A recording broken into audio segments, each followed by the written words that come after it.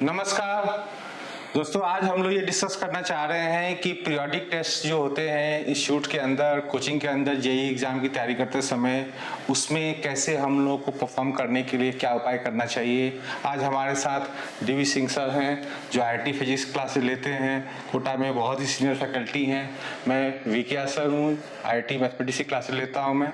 आज हम लोग इस पर डिस्कस करेंगे कि टेस्ट के दौरान या टेस्ट के पहले बच्चों को किस तरीके से अपने आप को मैनेज करना चाहिए, पेरेंट्स को क्या योगदान रहेगा। सर नमस्ते। सर आज हम लोग ये डिस्कस करना चाह रहे हैं कि टेस्ट के अंदर जो बच्चे स्ट्रेस में आ जाते हैं, जैसे कि कल टेस्ट होने वाला है, उसके एक दो दिन पहले टेस्ट होने वाला है, बेहोश हो जाते हैं, तो उसके पहले मतलब बहुत परेशान हो जाते हैं वो, और वो उनकी हरकतें जो हैं, पेरेंट्स जो उनके अगर साथ रहते हैं तो देख करके वो भी हैरान होते हैं कि क्या हो रहा है, कल टेस्ट दे भी पाएगा नहीं दे पाएगा, प्रेशर बढ़ जाता है और उनको ढंग से नींद भी बच्चा नहीं ले पाता है।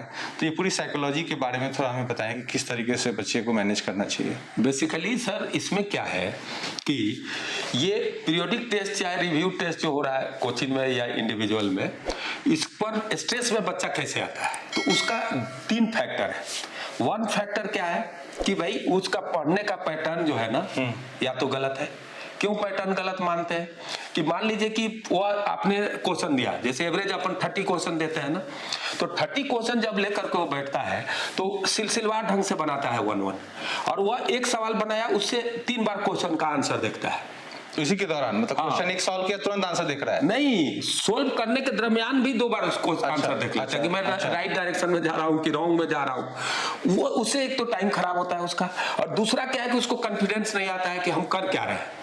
तो बेसिकली इससे बचने से क्या उपाय है, तो 30 क्वेश्चन है, तो आप 30 क्वेश्चन में कितना हार्ड डालते होंगे, अधिक से अधिक 7 क्वेश्चन, तो उसको लल्लू टाइप का क्वेश्चन उसमें चुनना चाहिए। मान लीजिए 23 क्वेश्चन चूज कर लिया, ये मैं बना सकता हूं, और विदाउट आंसर देखे हुए उस 50% कम से कम 15 क्वेश्चन विदाउट आंसर देखे हुए उसको क्या करना चाहिए, उसको सोल्व करना चाहिए, और उस 15 क्वेश्चन का आंसर देखना चाहिए। अच्छा, और उसमें जो गलतियां हुई 1-2, उसका वह क्या करना चाहिए कि उसका जो है पता करना चाहिए कि क्या गलती हमसे हुई।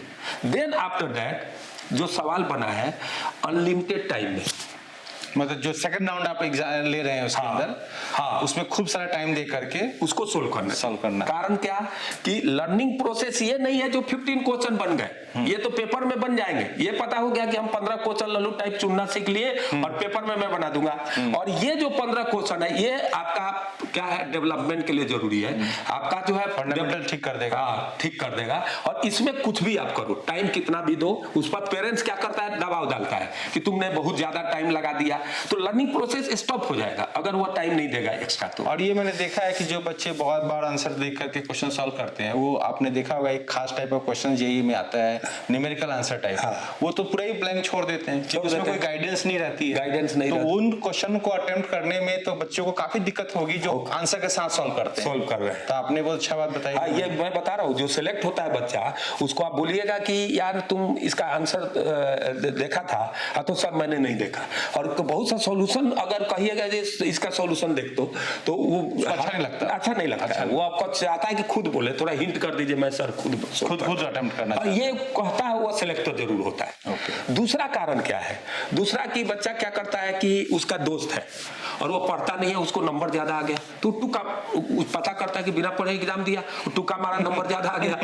एक आध चैप्टर हुआ रहता है, तो ये पढ़ाई छोड़ करके टुक्का मारना शुरू कर देता है। अच्छा, ये कुछ अच्छे बच्चे भी करते हैं। ओके, तो अगर उसको नंबर ज्यादा आ रहा है तो ये अब रिवीजन नहीं करेगा, तरीका बेटर नहीं अपना कर, और उसका तरीका अपना लेगा कि मम्मी हम तो पढ़ कर गए थे, हमको नंबर नहीं आया, मेरा दोस्त बिना पढ़े चला गया, मेरे से अधिक नंबर आ गया। तो ये तो मैंने बकवास बच्चे होते हैं, ये मैथोलॉजी टाइप के चीजों पे चला गया बच्चा। तीसरा इंपॉर्टेंट पॉइंट क्या है वह जानना जरूरी है कि तीसरा पॉइंट है कि एग्जामिनेशन का बहुत सा बच्चा को फोबिया होता है कि एग्जाम से हड़बड़ाहट होने लगेगी जब एग्जामिनेशन शुरू हो रहा है, तो उसको पेरेंट्स को पॉजिटिव रखना चाहिए कि भाई एग्जामिनेशन में तेरे को 0 नंबर आए चाहे 5 नंबर आए, उससे कोई लेना देना नहीं, तुम एग्जामिनेशन को कूल दे कर आना, और मैं तेरे को कोई डांट डपट नहीं लगाऊंगा, किसी से मैं कंपेयर नहीं करूंगा। तो ये चीज आपको सर मैं बता रहा हूं कि ये पेरेंट्स भी एक दबाव बनाते हैं कि तेरे को नंबर ही नहीं आ रहे हैं। तो नंबर देखिए, सेलेक्ट जो बच्चा होता है उसको ऐसे तो नंबर आता नहीं है, कभी घटता है कभी बढ़ता है, एक लोअर और अपर एक गैप होता है, इसके रेंज में उसको नंबर आते हैं। तो ये 2-3 चीज पर अगर बच्चा ध्यान दे सर तो एक्चुअल में उसको नंबर आना शुरू हो जाएगा। हाँ, 1-2 टेस्ट लगेगा, 2-3 टेस्ट लगेगा, और किसी एक पेपर में अगर नंबर बहुत कम आ गया तो उसे हड़बड़ाना नहीं चाहिए, वह ठीक है, अगला बार सुधर जाएगा। सर एक बात और हमने देखा है कि जैसे कि बच्चे टेस्ट देने के बाद जब रिजल्ट आता है तो पेरेंट्स जब देखते हैं कि काफ़ी नेगेटिव मार्किंग आ गई है तो बच्चा ये एक रीज़न देता है कि मेरे टेस्ट के दौरान काफ़ी सिली मिस्टेक हो गया। नहीं, ये सिली मिस्टेक क्या होता है, मतलब इसको आप समझा सकते हैं? जी, सिली मिस्टेक क्या होता है, ये बहुत अच्छा क्वेश्चन है। सिली मिस्टेक को लेकिन टाइप में बांटना पड़ेगा। एक तो सिली मिस्टेक होता है जो इंटेलिजेंट बच्चों में होता है, जो रैंक ला रहे हैं, जैसे 20-40 ऐसे रैंक लाने वाले, 5 सेकेंड फर्स्ट, ऐसे में भी सिली मिस्टेक होता है। उनका क्या कारण है कि वो लिखते यहाँ पर है, अगर वो लिखते यहाँ पर है, लेकिन लिखते यहाँ पर है, लेकिन वह क्या करते हैं, सोचते यहाँ पर है। बात आप समझ रहे हैं? लिख रहे हैं यहाँ पर और सोच रहे हैं 2 स्टेप आगे का। हाँ, 2-3 स्टेप आगे। तो वो क्या होता है, कभी कभी 2-3 स्टेप जो आगे सोच रहे हैं वही यहाँ पुट कर देते हैं। तो एक सिली मिस्टेक ये होता है जो टॉपर्स में होते हैं। ये इनको क्या करना चाहिए, इस तरह के सिली मिस्टेक से बचने के लिए छोटा छोटा सवाल 20 क्वेश्चन हर संडे को लेकर बनाना चाहिए फास्ट। अगर वह मान लीजिए कि वह 1 मिनट का सवाल है, टॉपर है, तो अगर मान लीजिए वह सवाल 1 मिनट का उठाया तो 50 सेकंड में सोल्व करे। इतना हाई स्पीड से सोल्व करे कि उसकी जो स्पीड है लिखने का और वह सोचने का कोइंसाइड कर जाए। और ये 4-5 पेपर जब होगा तो उसके बाद जो है वह आ जाता है, बराबर में आ जाता है लगता है। तो सिली मिस्टेक तो कॉन्सेप्चुअल भी हो सकता है, फॉर्मूला दूसरा आपने इस्तेमाल कर लिया। हाँ, दूसरा क्या है कि बच्चा को कंसेप्ट नहीं रहता है और वह क्या करता है कि ऑप्शन देख करके इधर उधर करके टिक कर देता है, तो वह सिली मिस्टेक डेंजरस है। उससे बचने का उपाय है कि भाई आप जो जानते हैं, जो कंसेप्ट जानते हैं, उस कंसेप्ट से सोल्व करके आप सवाल बनाएं। तीसरा सिली मिस्टेक का कारण क्या है कि तीसरा जो सिली मिस्टेक का मेन जो कारण होता है, जो जनरल बच्चों में पाया जाता है, वह जो सिली मिस्टेक का कारण क्या है कि लड़का को सब्जेक्ट का नॉलेज नहीं रहता है और भाई गया सवाल देखा और वो देखने लेता है, वो ये बी मार देते हैं 4 में, सी 6 में मार देते हैं, तो बीबी मारेंगे तो अगला पेपर में बीबी में 4 आ गए थे, तो इसमें भी टकरा जाएगा। तो ये तो एक्सक्यूज है एक तरीके से। ये अगर कर रहे हैं तो इसका मतलब एक्सक्यूज दे रहे हैं पेरेंट्स को, सिली मिस्टेक हो गया, बट एक्चुअल में उन्होंने ढंग से अटेम्प्ट ही नहीं किया, ऑनेस्ट नहीं है पेपर के दौरान, प्रिपरेशन के। अच्छा, तो इस कारण से भी प्रॉब्लम, प्रॉपर रिवीजन नहीं है उनको। ओके सर, एक चीज और हमने देखा है कि जो पीरियोडिक टेस्ट होते हैं आपके, है ना, उसके बाद बच्चे एनालाइज टेस्ट पेपर को ढंग से नहीं करते हैं, है ना।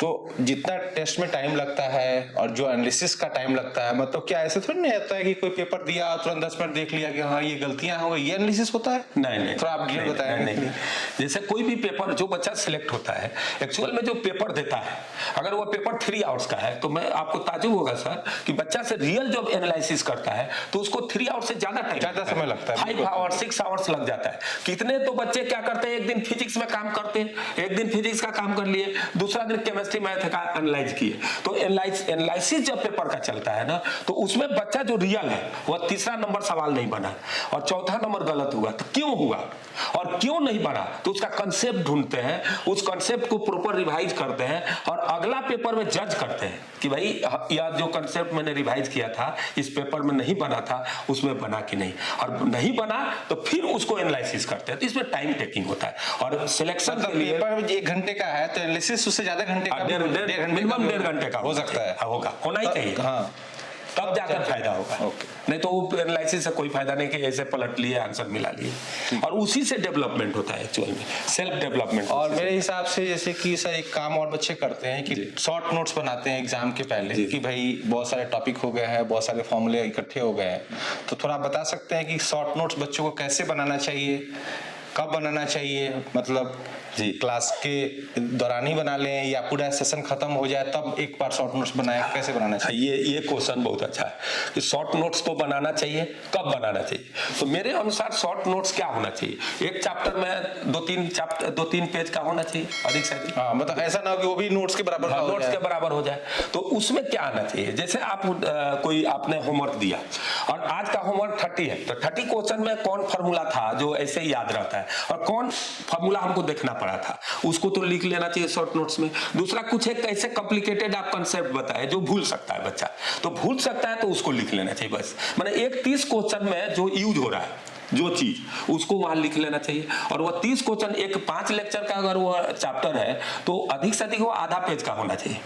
आधा पेज मिलकर के 2-3 पेज में वो शॉर्ट नोट्स तैयार हो जाता है। तो इसका मतलब है कि जैसे कि चैप्टर एक खत्म हुआ उसी दौरान इसका बन जाना चाहिए शॉर्ट नोट। ये नहीं कि चैप्टर आज खत्म हुआ और 6 महीने बाद नहीं तो उसको पता नहीं तो गलत है। तो हो सकता है कि बहुत सारी चीजें टीचर ने बताई है और नहीं बताई है और आप उसको कहीं नोट कर लेते तो आपको फायदा होता, वो आप मिस कर जाएंगे। मिस कर जाइएगा। ये तो एकदम सही बात बोल रहे हैं सर। और ये तो आपने बता ही दिया कि उसको 3-4 पेज से ज्यादा लंबा नहीं होना चाहिए, है ना। और मोनली जो उसमें भूल जाने वाली जो बातें हैं कि जो आप भूल सकते हो उन्हीं को इसमें इकट्ठा बस पूरा आप उसको एक डॉक्यूमेंटेशन ना बनाए पूरी चीजों का। नहीं वो तो कोई फायदा नहीं। हाँ, कोई मीनिंगलेस है, आप रिवाइज नहीं कर पाइएगा प्रॉपर वे में। और सर ये हमने देखा है कि बहुत सारे जो पेरेंट्स हैं साइंस बैकग्राउंड के होते हैं, तो प्रिपरेशन में ये जो पेरेंट्स हैं किस तरीके से मदद कर सकते हैं बच्चों को डे टू डे लेवल पे कि भाई क्या वो करें जिससे कि उनके प्रिपरेशन बेहतर हो। थोड़ा भी साइंस जानते हैं तो किस तरीके से हेल्प कर सकते हैं? हाँ, ये क्वेश्चन बहुत अच्छा है कि बहुत सारे पेरेंट्स हैं आज के डेट में, पहले तो नहीं होते थे इतना माने एजुकेटेड, लेकिन आज के डेट में है कि उन साइंस बैकग्राउंड का है, कोई केमिस्ट्री का है, कोई फिजिक्स का है, मैथ का, तो बेसिक तीनों चीज आता है उसको। तो वह पेरेंट्स माने मम्मी या पापा अगर चाहते हैं कि बच्चा को रियली बेनिफिट हो हमारे से, तो उनको क्या करना चाहिए कि जैसे अब सर कोई भी टीचर पढ़ाता है तो वो जो इलस्ट्रेशंस कराते हैं, जो एग्जाम्पल्स कराते हैं, वो अब बेस्ट होता है। हाँ, और टीचर तो बहुत अच्छे एग्जांपल्स देते हैं क्लास में। बेस्ट होता है, उससे अच्छा कोई नहीं होता है। और पेपर तो ये जो इलस्ट्रेशन है उसमें टीचर क्या करता है, सॉल्यूशन उसको लिखता है, तो नोट्स में बच्चा का सॉल्यूशन रहता है। तो उस क्वेश्चन को आप हर लेक्चर का निकाल कर बाहर कर दो। जैसे इलस्ट्रेशन आपने 20 कराया तो 20 क्वेश्चन को सिर्फ बाहर निकाल लो, पेरेंट्स निकाल ले, किसी दूसरे पेपर पे लिख लें। हाँ, एक कॉपी रखें, लिख ले। और उसको पेपर जब होता है बच्चा का, उसके पहले कहिए कि भाई बिना ये सॉल्यूशन देखे तुम इसी को बनाकर चले जाओ, कॉपी रिवाइज कर लो और उसके बाद ये जो क्वेश्चन मैंने दिया इसको सोल्व करो। मैं बता रहा हूं सर कि वह अगर क्वेश्चन सोल्व करके अगर बच्चा पेपर में चल जाए तो कसम से मैं कह सकता हूं कि उसका माने परफॉर्मेंस दुगुना हो जाएगा। मतलब ऐसा आपको लगता है कि जो हमने क्लास में कराया है बच्चों को वही कंट्रोल में नहीं है, कंट्रोल में, जबकि एग्जाम में तो और वैरायटी ऑफ क्वेश्चंस आने वाले हैं तो उनको कैसे वो कंट्रोल? हाँ, क्योंकि वह सोचेगा क्या। आप एक बात बताएं, पेपर में कुछ भी आ जाए उसका सोच का सोर्स कौन है? यू, आप है। अच्छा। तो आप जो बताएंगे वही सीखेगा वो। और वह आप क्या सिखाए, कंसेप्ट सिखाकर उस पर इलस्ट्रेट किए, एग्जांपल्स दिए, तो वह एग्जांपल अगर परफेक्ट है तो कोई भी पेपर सेट करेगा तो वह 80% क्वेश्चन तो उसी टाइप के आएंगे ना, तो बनेगा उससे। ये मैंने पेरेंट्स अगर करता है तो रियली में अपने बच्चे के लिए बेनिफिट पहुंचा सकता है। तो इसका मतलब कि पेरेंट्स भी इसमें कुछ योगदान दे सकता है। हाँ, पॉजिटिव इसको कहेंगे। ये पॉजिटिव अप्रोच हो गया पेरेंट्स के लिए। तो आई होप कि आपको ये डिस्कशन अच्छा लगा होगा, है ना। हम लोग का जो YouTube चैनल है इसको आप सब्सक्राइब करिए और सर से और भी हम चीज़ें डिस्कस करेंगे टाइम टू टाइम और इन सब चीज़ों का आप लाभ उठाइए। और एक और बात बोल रहे हैं, आपके मन में कोई क्वेश्चन चल रहा है वो भी भेजिए कमेंट बॉक्स में, तो उस पर हम लोग छोटा छोटा वीडियो बना देंगे। क्वेश्चंस हमारे को अगर आपकी तरफ से मिलते हैं तो भी एक बहुत अच्छा चीज होगा। और कोई डिस्कशन करना है जैसे प्रॉपर वे में, तो उसके लिए कोई फी नहीं है। आप विज्ञान सर से भी मिल सकते हैं, हमसे भी मिल सकते हैं, DS सर केमिस्ट्री में उनसे भी मिल सकते हैं और आप प्रॉपर डिस्कस कर सकते हैं। उसके लिए एडमिशन लेने की कोई जरूरत नहीं है। धन्यवाद।